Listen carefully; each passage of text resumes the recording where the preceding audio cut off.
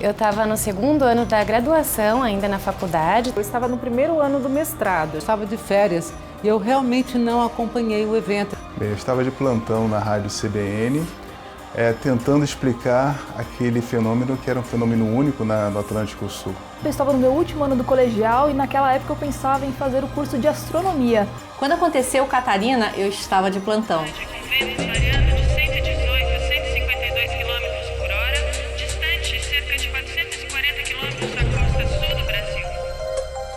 Entre os dias 27 e 28 de março de 2004, o sul do Brasil foi atingido pela tempestade mais violenta da sua história.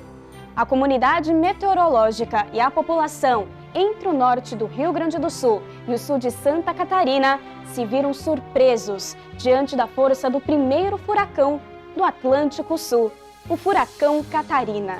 Bom, Catarina foi o seguinte, no meio da semana a gente começou a observar um sistema de baixa pressão muito intenso sobre o oceano.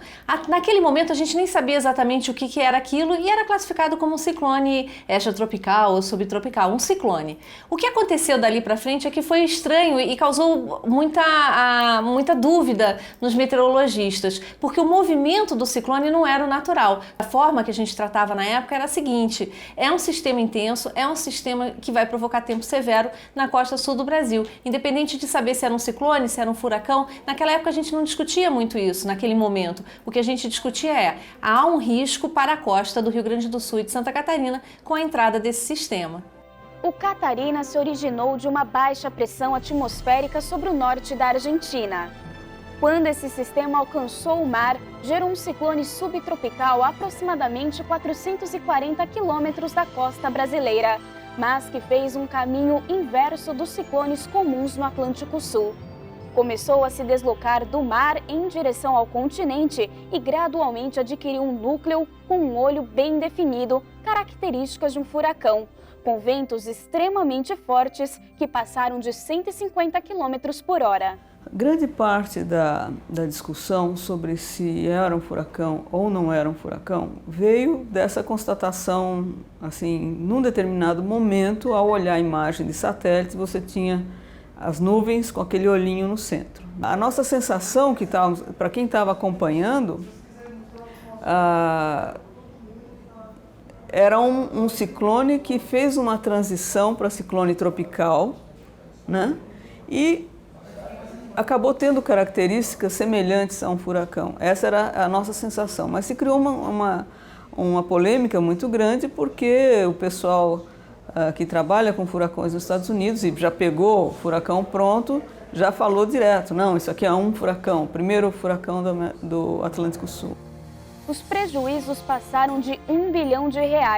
Em mais de 40 municípios a chuva era torrencial. No mar, as ondas alcançavam 5 metros. Milhares de casas foram destruídas e centenas de pessoas ficaram desabrigadas. Se a comunidade científica estava confusa em definir o que era o Catarina, quem dirá a população que não sabia o que esperar daquela noite? A jornalista Rosana Jatobá viveu a responsabilidade de comunicar o público do risco que estavam prestes a se deparar. Você imagine, depois que se formou o furacão, milhares de famílias atingidas, aquela destruição absurda das casas, da agricultura, cidades destruídas. Imagine os meteorologistas no dia seguinte, lá na emissora, para explicar tudo isso, né? Então, eu me lembro que foi uma semana muito difícil. A gente não teve, de fato, o medo de que ele fosse se transformar nesse fenômeno tão severo.